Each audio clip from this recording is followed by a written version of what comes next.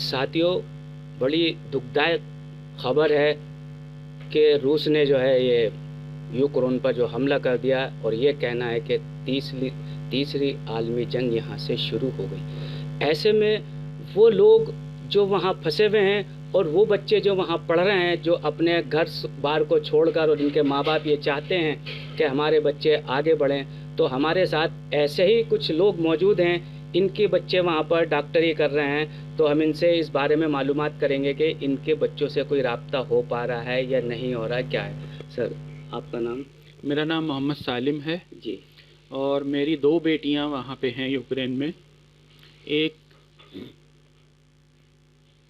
जी बताएं, कोई बात नहीं, बताएं। बड़ी बेटी MBA कर रही हैं जी। और छोटी बेटी MBBS करने गई थी। जी। और अभी वो उनका हाल ये है कि हॉस्टल के बेसमेंट में हैं सब बच्चे। वो पूरे हॉस्टल के 400 या 500 बच्चे होंगे। जी। वो सारे बेसमेंट में हैं, सिर्फ बैठने की जगह है और बाथरूम वगैरह के लिए भी सिर्फ 1 या 2 दफ़ा दिन में वो जा पाते हैं ऊपर। और खाना भी दिन में 2 टाइम मिल रहा है, बस सुबह और शाम। अच्छा, आपकी उनसे बात हुई?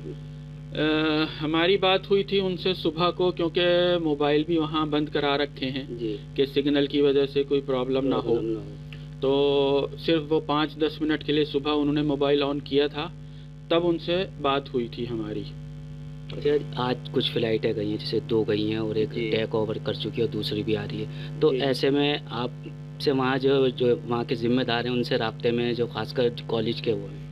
नहीं, कॉलेज यूनिवर्सिटी से किसी से हमारा कोई राब्ता नहीं है। हाँ, ये है कि उसको हम इंडियन एम्बेसी को फॉलो कर रहे हैं कि उनकी क्या क्या एडवाइजरी आ रही हैं।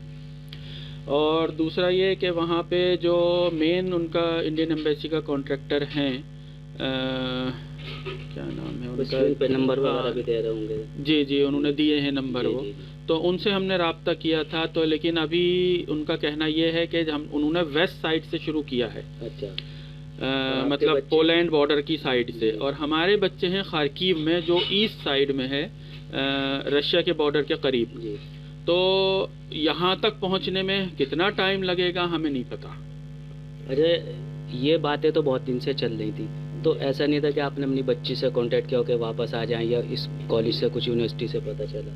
हाँ, नहीं, हम तो बहुत दिन से कोशिश में थे, लेकिन वो एक तो इंडियन एम्बेसी ने एडवाइजरी काफ़ी लेट जारी की, और फिर दूसरा ये कि यूनिवर्सिटी ने भी, वहाँ के सारी यूनिवर्सिटियों ने यही फैसला किया कि ऑनलाइन क्लास नहीं करेंगे और ऑफलाइन ही क्लासेस चलेंगी, यूनिवर्सिटी में ही अटेंड करनी है।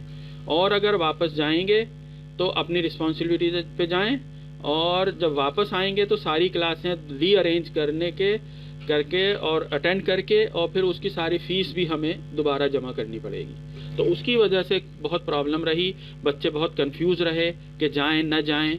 और जिस दिन बल्कि अटैक हुआ है उस दिन भी क्लासें शेड्यूल्ड थी कि आज भी क्लासें होनी हैं, तो लेकिन जब अटैक हो गया तो फिर बच्चे हॉस्टल से नहीं गए।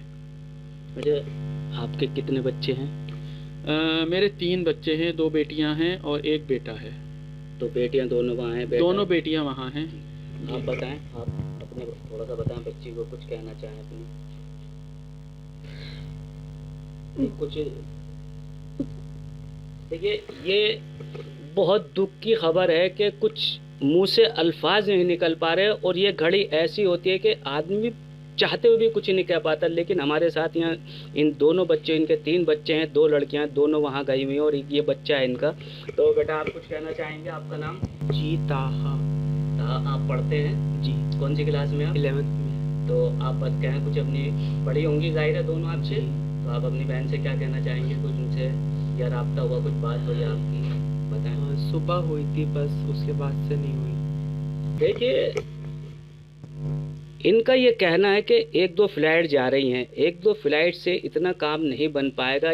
ईस्ट और समझ लीजिए वेस्ट का हिसाब है कि ये यहाँ से शुरू किया और इनके बच्चे यहाँ पर हैं, ना सही से कोई बात हो पा रही।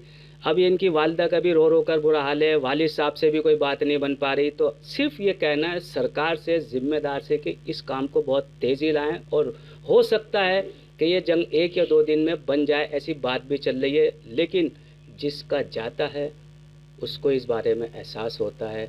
दूसरे तो सिर्फ शान तसल्ली ही देते हैं कि ऐसा हो जाएगा वैसा हो जाएगा, लेकिन हम इनके साथ हैं। हमारा पूरा डिपार्टमेंट, पूरा इलाका इनके साथ है। ये बैठे हुए यहाँ पे इलाके की काउंसलर भी आई हुई हैं। 2 बातें आप भी कहें। जी, मैं सिर्फ ये कहना चाहूँगी कि हमारी सरकार क्यों खामोश बैठी है।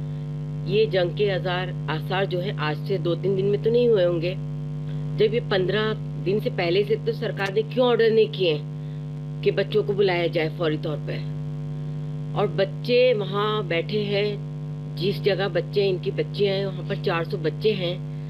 और ईस्ट और वेस्ट का हिसाब है तो यहाँ से 70-80 फ्लाइट जब जाएंगी तभी बच्चे आ सकते हैं। तो सरकार को फौरन ये सोचना चाहिए कि हम बच्चों को कैसे लेकर आए। ये 1-2 फ्लाइट जो जा रही हैं इससे कुछ नहीं होगा। आज इतने सारे बच्चे, हिंदुस्तान के सारे बच्चे वहाँ पर हैं, 20,000 बच्चे वहाँ पर हैं। और 20,000 बच्चों के माँ बाप के बारे में सोचिए कि उनके पर क्या बीत रही होगी। 20,000 जो बच्चे वहाँ पर हैं, लड़कियाँ, मैं उनसे कहूंगी नारी हो, नारी की शक्ति हो तुम लोग, घबराओ नहीं। तुम लोग अपने घर वापस आओगी इंशाअल्लाह। हम तुम्हारे लिए दुआएं कर रहे हैं और दुआओं में कामयाब होंगे इंशाअल्लाह। तुम लोग घबराना नहीं, हिम्मत से काम लो। तुम बच्चे, हिंदुस्तान की बच्चियां हो सारी। इनका ये कहना है ये एक आध फ्लाइट से काम नहीं चलेगा, बहुत सारी फ्लाइटें जाएंगी और इस काम को जल्द से जल्द किया जा सके। जो इनके इनके जो जख्म है उस पर मरहम जभी रखा जाएगा कि इनके बच्चे, इनके लखते जिगर जो है इनके पास आ जाएंगे। दिल्ली से एम रविश। सियासी तकदीर यूट्यूब चैनल को सब्सक्राइब करें और बेल आइकन पर क्लिक करें ताकि आपको सबसे पहले खबरें मिलती रहें।